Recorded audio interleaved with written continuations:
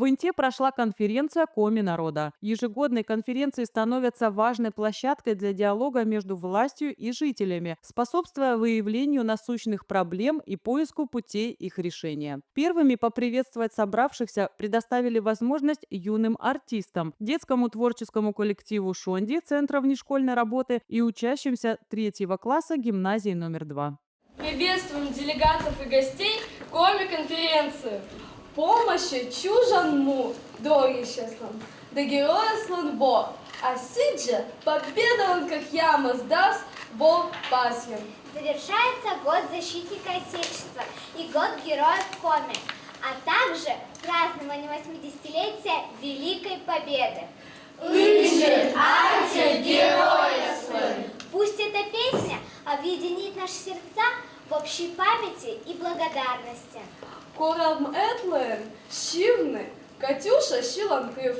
Приглашаем вас присоединиться к нам и исполнить песню «Катюша».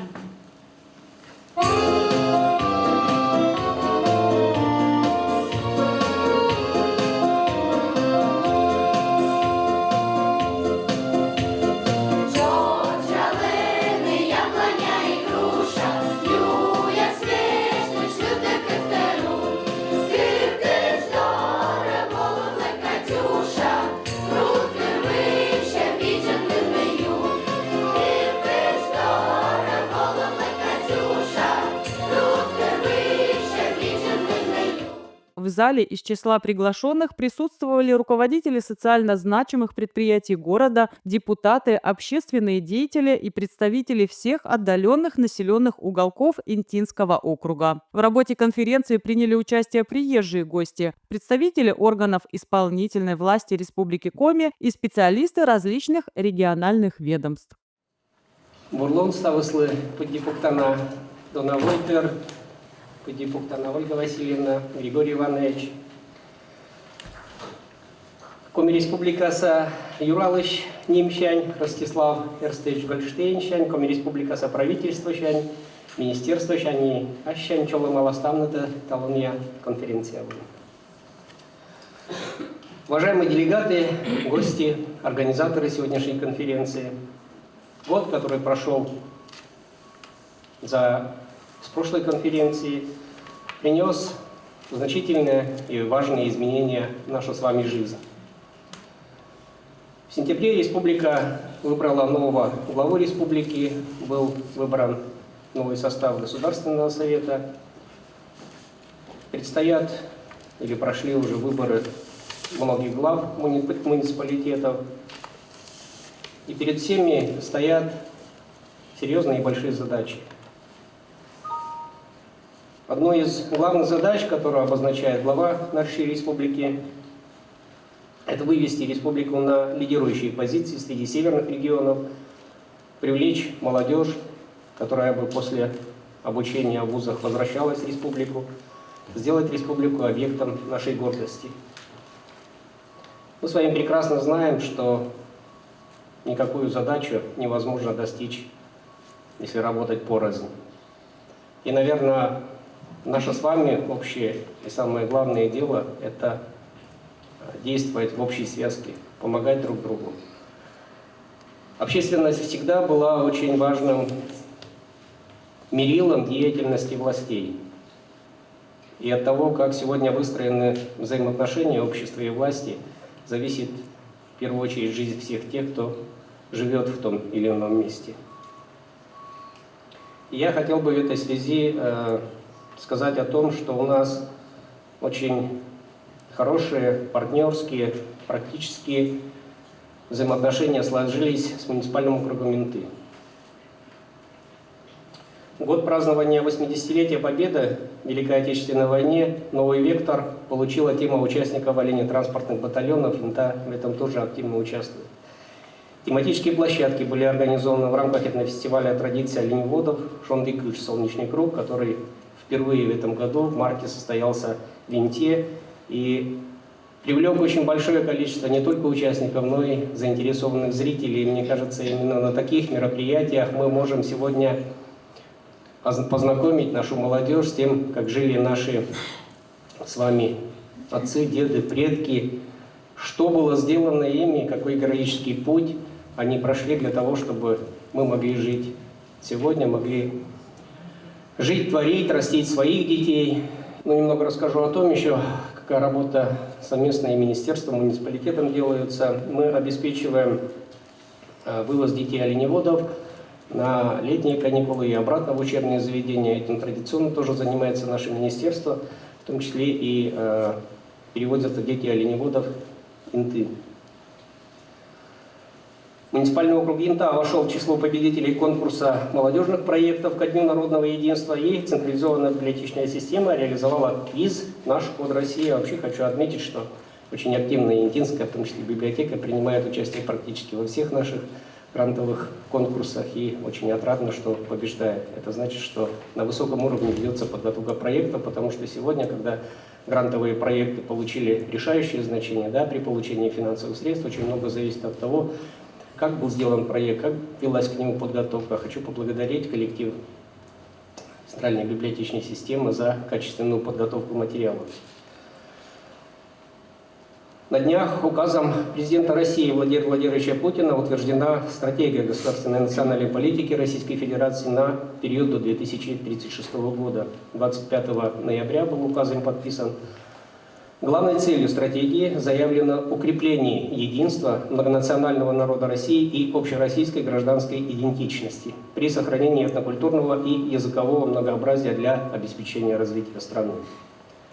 В российском календаре появились два новых праздника, в том числе День языков народов России, он будет отмечаться ежегодно 8 сентября, и День коренных малочисленных народов России.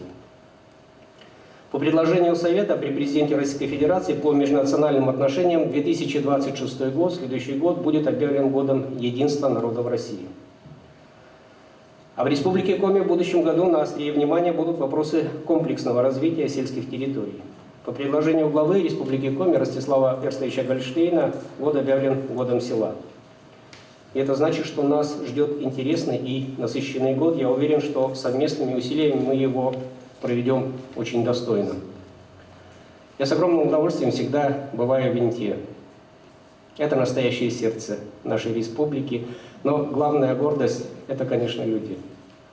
Люди с теплым, горячим, очень неравнодушным сердцем. И я желаю, чтобы дальше, несмотря ни на что, интинцы всегда оставались такими и смотрели вперед с оптимизмом.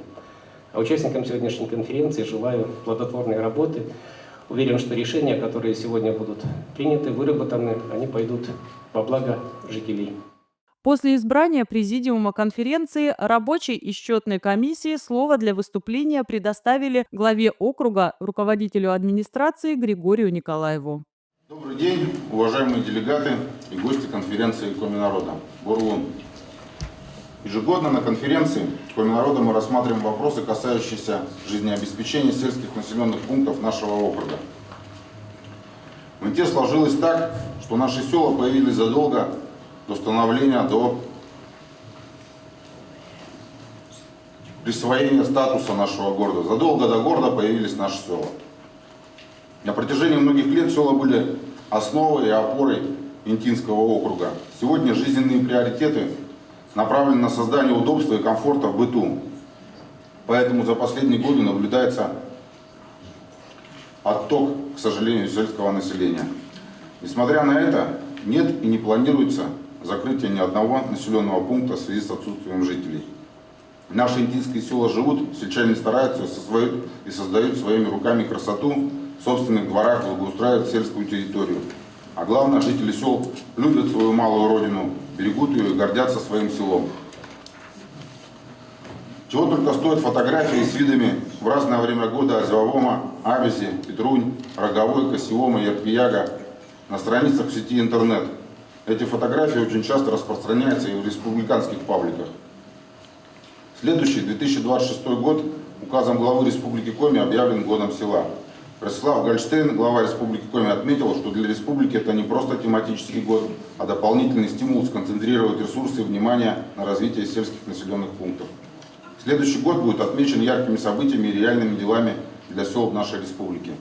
В рамках доклада градоначальник затронул основные проблемы сел, которые были решены за прошедший период. Одна из главных задач, которая остается актуальной ежегодно – транспортное сообщение между селами и городом.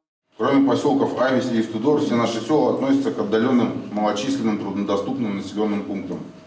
И этот год был одним из самых сложных в обеспечении регулярного транспортного сообщения.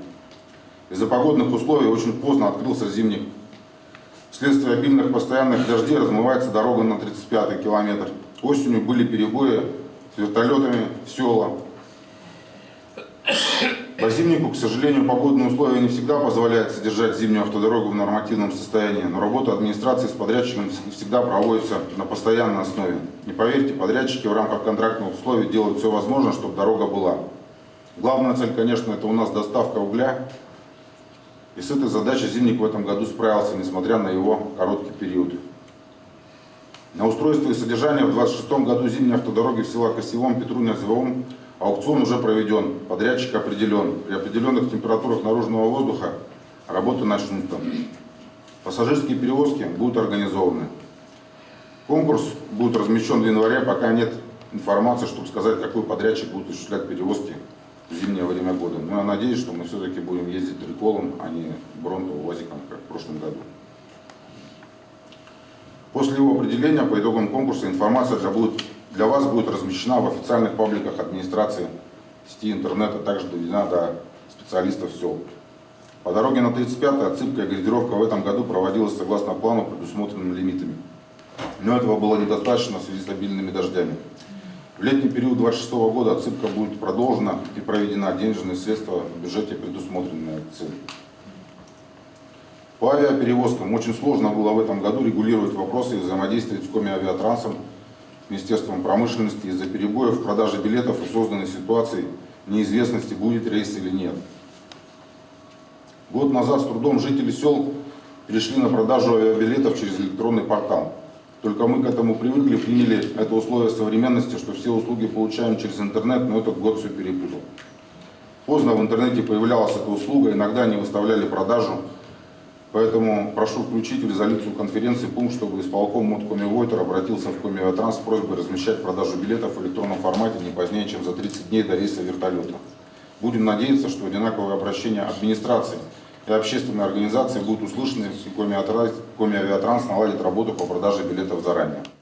Сегодня остается проблема по обустройству помещений для ожидания поездов в поселке Абись, где нет такого помещения, и ожидания вертолета в селах Петрунь и Косьевом, где здания находятся в ветхом состоянии. По Абизе длительное время велись переговоры с РЖД, получен отказ. По Петруням и Косьевому также было много обращений по поставке балков для этих целей, но никто из партнеров не отреагировал. Сегодня найден производитель мобильных вагон-домов, зал ожидания, которые как раз по своим характеристикам подходят для наших северных условий. За счет бюджета города приобрести и доставить их не представляется возможным, поэтому направлены ходатайства в Министерство экономического развития и промышленности Республики Коми по оказанию содействия в приобретении вагон-домов в поселок Абись и в села Петрунь и Косьевом. При поддержке республиканского бюджета будет возможность решить этот вопрос. Также одной из главных задач является подготовка к работе в зимних условиях. В этих целях в селах проведена огромная работа.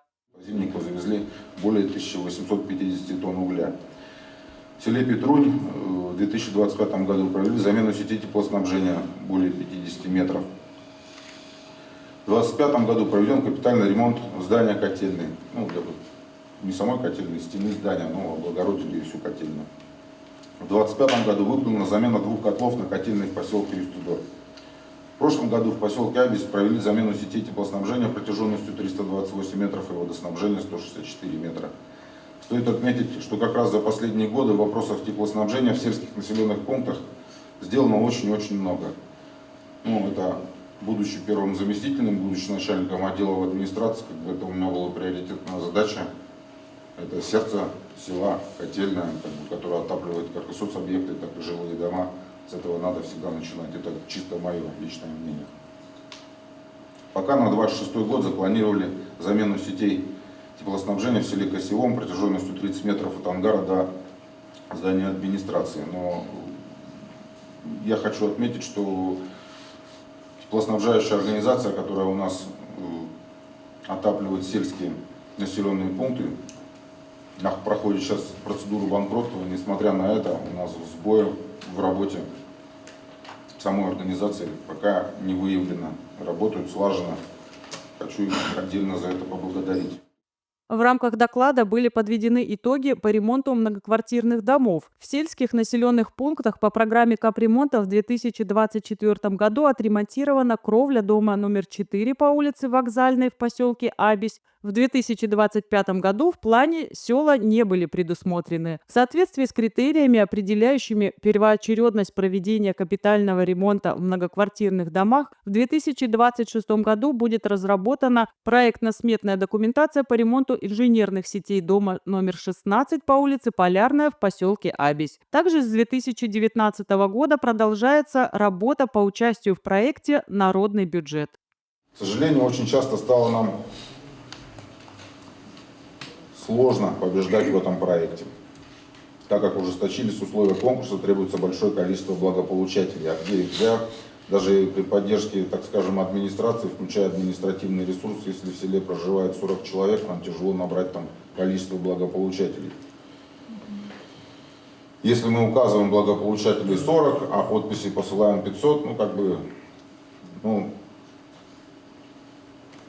в 2024 году у нас реализован только один проект обустройства кладбища в ПСТ «Абись». Раньше по селам мы не менее 7 проектов в год делали. В 2025 году было направлено в республику на рассмотрение 8 проектов. Конкурсный отбор, заявленные проекты не прошли. На 2026 год в рамках проекта «Народный бюджет» в администрацию республики направили 6 проектов, наиболее значимых. Результаты ожидаем. Результатов еще нет, не могу сказать, что мы будем делать, что нет. Еще один хороший проект – это наказы избирателей. Эти проекты различного направления, которые реализуются по наказам жителей в адрес депутатов Госсовета Республики Коми. Вот у нас как раз находится представитель, который может, в принципе, в рамках конференции услышать и принять ваши наказы. В этом году в рамках наказов избирателей реализован проект обустройства нового деревянного настила в ПСТ «Абись» от ЖД-станции до перекрестка улицы Вокзальной, улицы Полярная.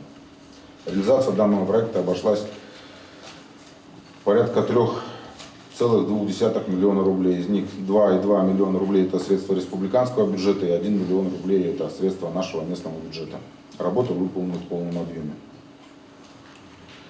В вопросах благоустройства сел хочу поблагодарить за личный вклад каждого сельчанина в эту работу. Я сам ежегодно, как минимум 2 раза в год бываю во всех селах. В этом году, конечно, в одном мне не получилось, дважды, 1 раз только был. И вижу, с какой любовью и трепетом жители сел относятся не только к своему забору, так скажем, а ко всему селу. В течение всего года жители сел активно проводят субботники, зимой чистят снег у памятников, весной убирают кладбище, летом и осенью убирают, облагораживают общественные территории. Тем самым делают свое село красивее и уютнее. Именно в этих действиях выражается уважение к своей родине.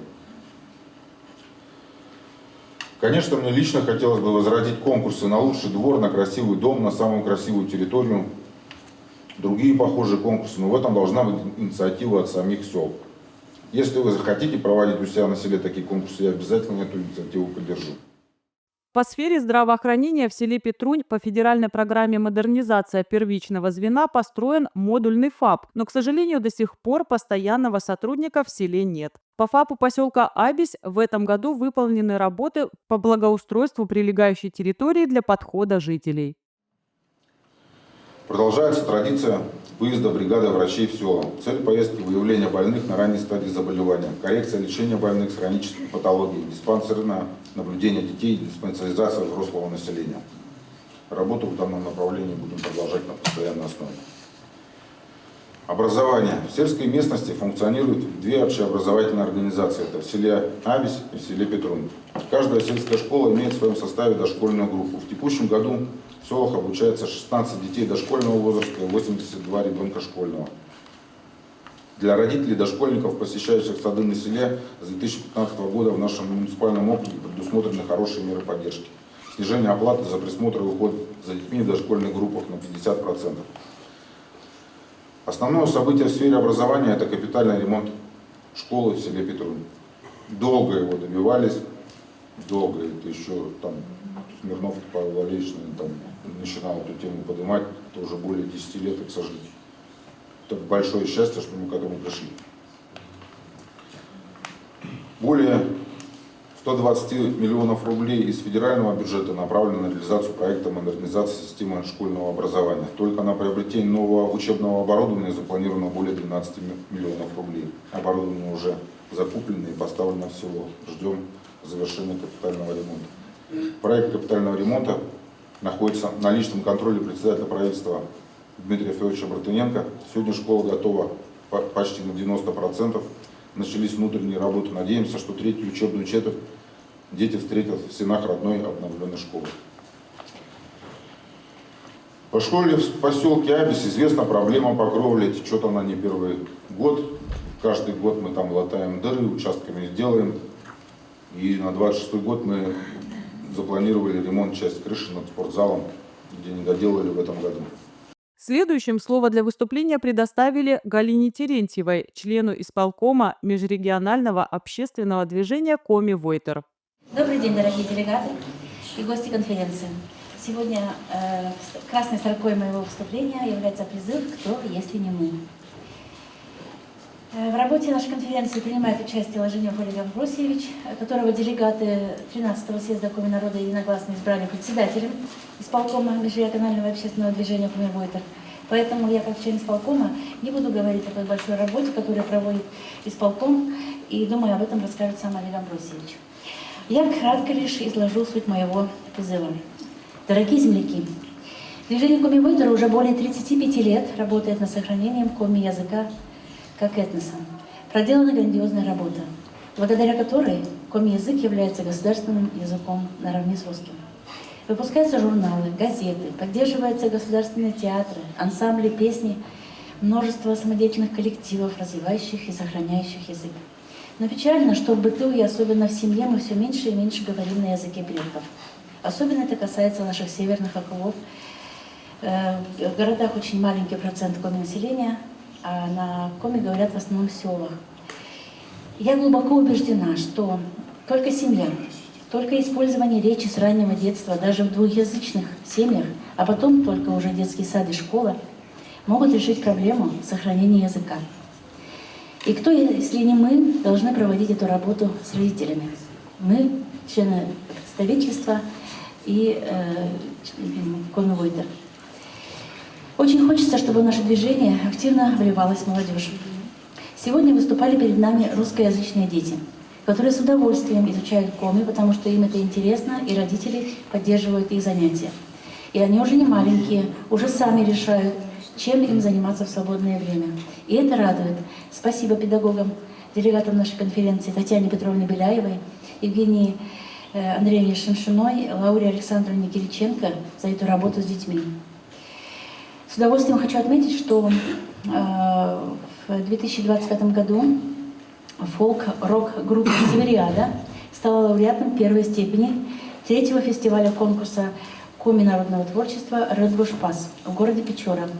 А ее руководитель, автор и исполнитель Алексей Попов награжден специальным дипломом за создание авторских произведений, посвященных культуре коми народа. Интересно стали работать сельские группы с участием членов представительства МОД Коми Войтер в социальной сети ВКонтакте. Очень приятно читать ваши посты в ВКонтакте. Спасибо вам огромное. Этнопроект «Мейтэй» под руководством члена представительства, преподавателя Критического колледжа Юлии Жарун очень интересно, ярко начал работать в этом году с молодежью в рамках выделенного гранта от Министерства национальной политики Республики Коми. Но я думаю, что об этом еще будет сказано. Хочется отметить, что в нашем муниципальном образовании оплотом коми-культуры является Центр культурного наследия и традиционного народного творчества, на базе которого работают ансамбли коми-песни «Мадеес», «Ерпияночка», «Лемба», «Лебедушка». Это все коллективы, которые пропагандируют коми-язык.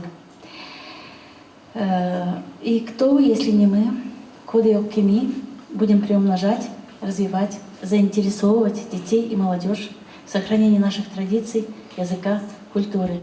В дальнейшем слово для выступления предоставили делегатам. По большей части все учреждения социально-культурного значения в отдаленных районах Инты работают в нормальном режиме. К деятельности в зимних условиях готовы.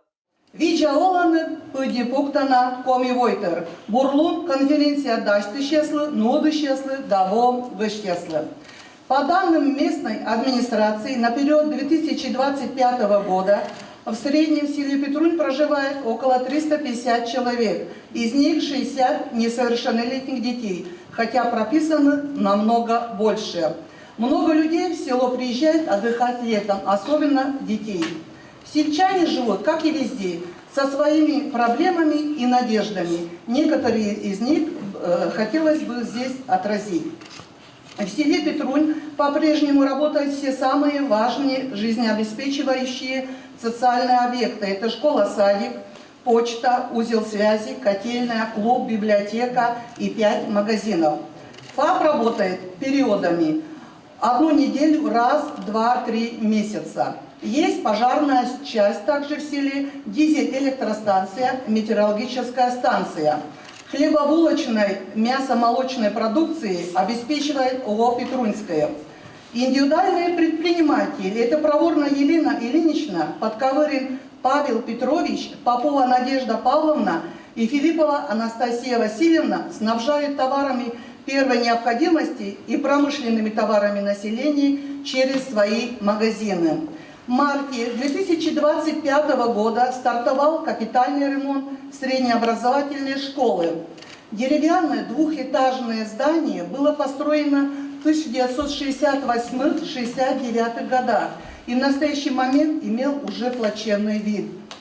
Работы выполняются в рамках приоритетного национального проекта «Молодежь и дети», цель которого – создать комфортные условия для обучающихся и педагогов, обеспечив современное учебное пространство, способствующее развитию творческого потенциала школьников. Надеемся, что школьники и педагогический коллектив уже в 2026 году пойдут в усовершенствованную школу. Также в этом году возвели новый ФАП в селе Петрунь, очень необходимый объект для поддержания здоровья коренного населения на сельских территориях, особенно на крайнем севере. В 2025 году по линии благоустройства отремонтировано уличное освещение, но западная часть осталась наполовину во тьме. И также выполнила поддержание зимней автодороги. По народному бюджету в нашем селе никаких работ проведено не было, хотя заявок с насущными предложениями, требующими выполнения ежегодно, было выдвинуто достаточно много. Это и строительство тротуаров, отсыпка дорог, сооружение водоотводящей канавы, благоустройство вертолетной площадки, обустройство кладбища и многое другое. Село Петрунь находится в болотистой местности. На северо-восточной стороне с болот стекает вода и накапливается, затапливая дворовые территории и фундаменты домов. Под воздействием влаги имущество жителей гниет и портится. Для решения этой проблемы, по мнению жителей, надо выкопать водоотводящую канаву от восточной оконечности села по центру с вливанием в реку. Уже более 3 лет в селе нет постоянного медицинского работника. Об этом говорится на каждой конференции. 1 раз в 2-3 месяца приезжает специалист с Инты на неделю. Люди с такой периодичностью болеть не могут. На вертолетной площадке помещение для ожидания пассажирами вертолета не выдерживает никакой критики. Население очень беспокоит функционирование зимней автомобильной дороги. В прошлом сезоне зимник практически не обслуживался. Рейсовую и вахтовую машину приходилось то отменять, то она застревала на дороге, и людей приходилось вывозить на снегоходах самим жителям деревень. То она проезжала 100 километров с горем пополам за 8-10 часов. Этот вопрос надо взять на контроль соответствующим структурам в администрации муниципалитета. По решению вышеуказанных проблем и будут создаваться более комфортные условия жизни на сельских территориях, преимущественно с коми-населением. Будут комфортные условия, будут и желающие жить на этих территориях и работать. Собрание жителей села Петрунь просит внести в протокол конференции Коми-Войтер следующие предложения. Поднять вопрос по медицинскому обслуживанию села Петрунь и деревни Роговая, обустройство кладбища, сооружение канавы для водоотведения северо-восточной части села Петрунь, благоустройство вертолетной площадки, сооружение помещения для ожидания. И жители поднимают вопрос о подключении котельной компании «Теплоэнергия» для центрального отопления своих домов. И в конце хочется сказать, что наше село живет, будет жить и дальше трудиться и процветать. Насущными заботами для каждого села из года в год остаются транспортное сообщение, оборудование ледовых переправ, зимние автодороги и автодороги Инта-Пристань 35-й километр. Работы по благоустройству сел, по обеспечению тепла, вода, электроснабжения сельских населенных пунктов и многое другое. Сегодня на конференции хотелось бы рассказать о жизни нашего поселка и прилегающих деревень. Конкретнее о том, что радует и беспокоит население. К зимнему отопительному сезону проведена ревизия тепловых сетей и сетей водоснабжения. Подготовились к зимнему отопительному сезону школа, детский сад, пожарная часть и коммерческие магазины. Что касается уличного освещения, то работа по замене старых ламп в поселке и в деревнях Абись и Ярпияк на светодиодные проводится ежегодно. Но все-таки необходимо своевременное обслуживание. В поселке Абись для дополнительного освещения детской площадки, территории интерната, контейнерной площадки для мусора необходимы дополнительные столбы. В прошлом году по настоящему значимым событиям стало открытие нового ФАПа в поселке Абись, но большой проблемой была глубокая канава, из-за которой попасть в учреждение было сложно, особенно людям пожилого возраста. В этом году проблема решена. Осенью проведены работы по установке моста, причем теперь к ФАПу можно не просто подойти, но и подъехать. С нетерпением жители домов по улице Вокзальная, 5, Полярная, 16 и 18, а также Центральная, 22, ждут своей очереди по ремонту кровли. Для многих владельцев квартир дожди и таяние снега становятся большой проблемой. Также насущной проблемой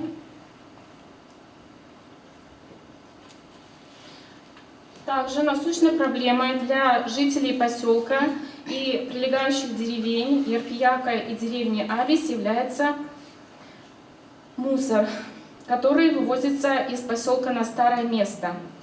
В деревне Абись и в деревне Ярпияк жители этих деревень складывают накопившийся мусор в мешки и оставляют в предназначенном для этого месте. Спасибо родителям, наставникам, ребятам движения первых, нашим маленьким орлятам за регулярные субботники на территории поселка и за чистый берег, который также очищается благодаря их работе. Деревня Абись в период распутицы оказывается отрезанной от поселка и железной дороги. Каждый год люди своими силами устанавливают переправу. В ход идут все подручные материалы. Для решения этой острой проблемы необходимо строительство моста через ручей Коптел. Деревня Ярпияк, в отличие от деревни Абись, имеет запасной вариант, но здесь тоже проблема. Жители Ярпияка нуждаются в строительстве дороги от станции Марков, так как это единственная возможность весной, летом и осенью железнодорожникам добраться до работы, а остальным жителям доехать в назначенное место. Необходима тяжелая техника для этой непростой работы, так как места там заболоченные. Еще одна немаловажная проблема. В ветреную, дождливую, морозную погоду жители поселка и деревень вынуждены стоять на открытой платформе без возможности укрыться от непогоды. Это приносит огромное неудобство. Нам необходимо иметь хотя бы небольшое помещение, где можно было бы провести время ожидания. Об этом сегодня уже говорилось. Хотелось бы отметить добросовестную ежегодную работу Шавадзе Нукзара Арчеловича, который производит ямочный ремонт дорог в поселке, отсыпает съезды на берег. Также хотелось бы поблагодарить и других мужчин поселка, которые ежегодно после распутицы восстанавливают мост через ручей для проезда транспорта. Поселок сельского типа Юстедор, как и все населенные пункты, имеет свое лицо и свою историю. Старожилы помнят, что в свое время он назывался пригородным. В 1976 году его переименовали, дали красивое название Юстедор, что в переводе с коми языка означает «поселок возле Лебединого озера». Поселок сельского типа Юстедор очень компактный и уютный поселок. Здесь живут неравнодушные и отзывчивые жители. Мы любим свою малую родину. Весной дружно выходим на субботники, вносим посильную лепту в благоустройство своего поселка. На ежегодных сходах поднимаются вопросы, многие из которых после встреч с сельчанами активно решаются администрацией города. Таким образом, в 2025 году решился вопрос о дополнительном рейсе маршрута номер 5, чему жители очень рады и благодарны. Спасибо. В этом году на сходе много нареканий. Как всегда, было по работе ЖЭКа «Восход». Годами не делаются косметические ремонты в подъездах. В плачевном состоянии подъезды домов номер 1, 4, 17 и 18. В некоторых домах разрушены входные ступеньки и козырьки над подъездами. В ужасном состоянии придомовые территории домов номер 13, 17 и 18. В нашем поселке благоустроенные дома. У нас своя котельная, очистные. В 2024 году ввели в эксплуатацию станцию водоподготовки. Теперь вода, поступающая из скважины, проходит многоэтапную очистку.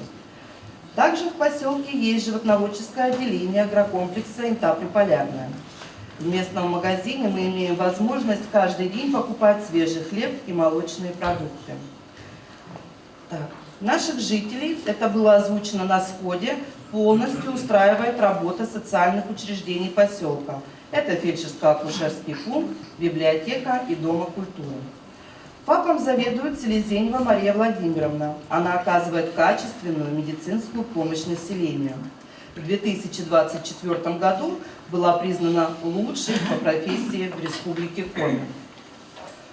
Помещение ФАПа, которое располагается в многоквартирном жилом доме 1969 года постройки, требует серьезного ремонта, замены оконных и дверных блоков, проведения косметического ремонта кабинетов.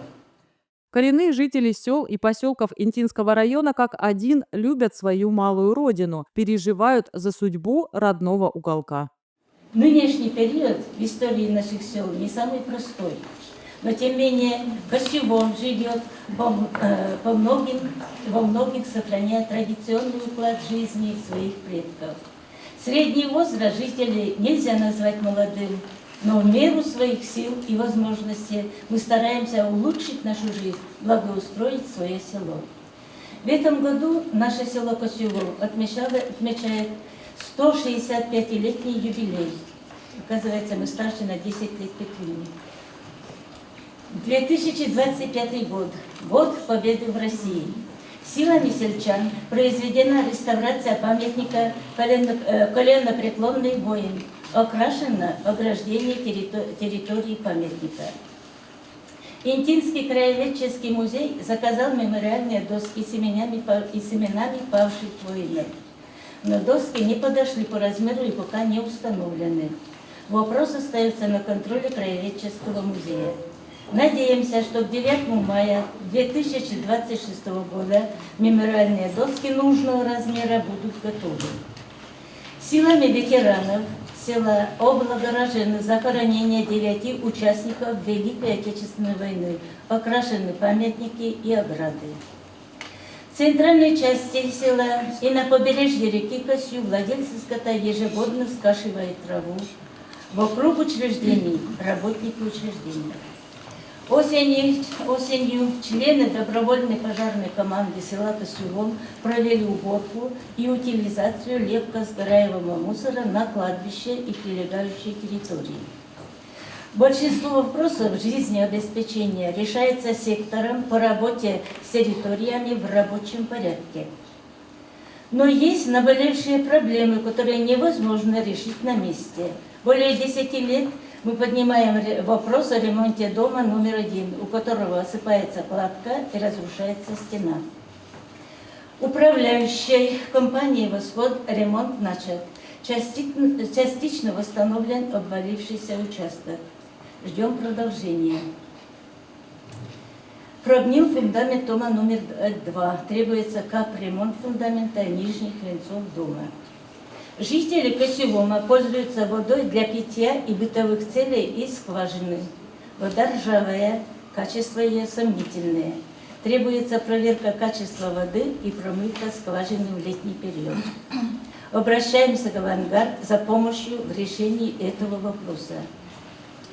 По-прежнему остро стоит проблема с питьевой водой в Кочмесе. Для обеспечения жителей Кочмеса питьевой водой необходим глубинный колодец. В этом году был заключен договор на строительство глубинного колодца. Работы были начаты осенью, но по объективным причинам остановлены до марта 2026 года. Почти все дома в Косевоме подключены к централизованному отоплению и водоснабжению. Для нас это очень важно, учитывая пожилой возраст большинства сельчан. Но теплотрассы и водопровод года от года ветшают, уже давно требуют ремонта. В предыдущие годы мы неоднократно поднимали вопрос о возведении в селе Косевом мини-локальных очистных. Актуален он и сегодня. Пока вопрос не решается, но мы не теряем надежды. Владельцы моторных лодок обращаются с предложением проводить техосмотр маломерных судов на местах в селах.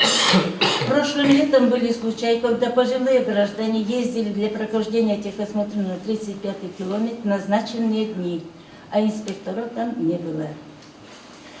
Авиаперевозки. Вертолетные рейсы в осенний период выполняются задержками до нескольких дней. А с октября этого года 3 недели и вообще отсутствовало авиасообщение между городом и селами. В связи с задержанием рейсов сельчане зачастую отменяют поездки к врачам, винту и другие города на обследование и плановое лечение, вынуждены сдавать железнодорожные билеты, не могут попасть по записи в учреждение города. Присутствующим рассказали о молодежном этнопроекте МИТ, который направлен на популяризацию культуры, традиций коми-народа в доступном молодежном формате. Взаимодействие разных народов друг с другом, раскрытие потенциальных возможностей для сохранения традиций, обычаев, языкового и культурного наследия коренных народов Севера. В современных условиях особую актуальность приобрели проблемы приобщения детей и подростков к культуре, традициям народов нашей многонациональной страны. И отрадно, что на данный момент государство уделяет особое внимание развитию этнокультурных проектов, процессов, направленных на сохранение и развитие культурного наследия различных этнических групп и народов. Студентам нашего колледжа под моим руководством посчастливилось принять участие в одном из таких мероприятий. Республиканский этнофорум «Мы россияне» стал площадкой для воплощения идеи молодежи в реальность. Наша команда активных ребят защитила проект МИТ и выиграла грант в размере 100 000 рублей от Министерства национальной политики Республики Коми. В рамках проекта студенты Интинского филиала Воркутинского арктического горно-политехнического колледжа в сопровождении педагога посетили село Петрунь. Это путешествие, как его назвали ребята, удалось осуществить благодаря поддержке республики. Знакомство с людьми, там интересными личностями, их традиции. Пытался на каком языке поговорить даже. Почти получилось. И еда тоже очень вкусная и необычная была. Сняли челленджи, в общем. Эта поездка запомнилась надолго очень. По итогам конференции Коми-народа был принят ряд решений. Практика регулярных встреч главы муниципального округа Инта, руководителя администрации и специалистов администрации с выездом в труднодоступные села сохранится. Обо всех существующих проблемах руководству округа известно. Данные вопросы держатся на контроле и по возможности решаются.